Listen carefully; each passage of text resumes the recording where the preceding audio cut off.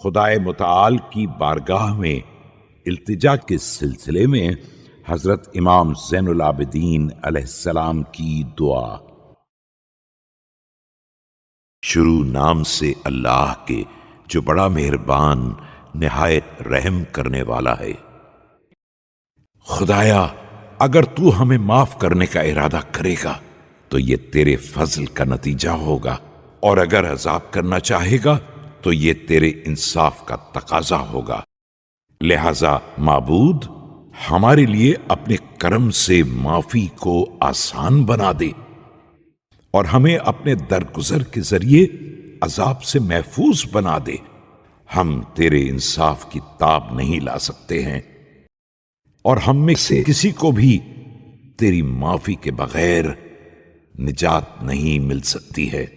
اے تمام غنیوں سے زیادہ غنی، ہم تیرے بندے تیری بارگاہ میں حاضر ہیں، اور ہم سب سے زیادہ فقیر بھی ہیں۔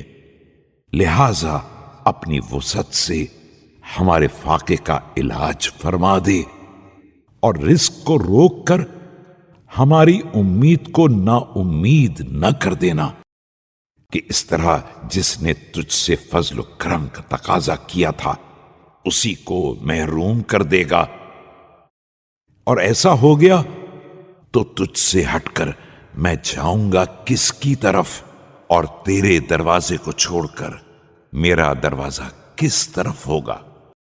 تو پاک و پاکیزہ ہے۔ ہم ہی وہ عاجز و بے بس ہیں جن کی دعائیں قبول کرنا تو نے اپنے اوپر لازم کر لیا ہے، اور ہم وہ بدترین حالات والے ہیں جن کی تکلیف کو دور کرنے کا تو نے اعلان کیا ہے۔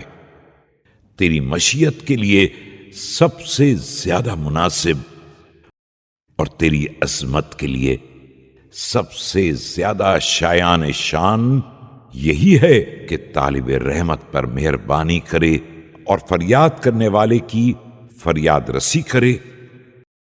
لہذا اب اپنی بارگاہ میں ہماری تضرع و زاری پر رحم فرما، اور جب ہم نے اپنے نفس کو تیرے سامنے ڈال دیا ہے تو ہمیں بے نیاز کر دے۔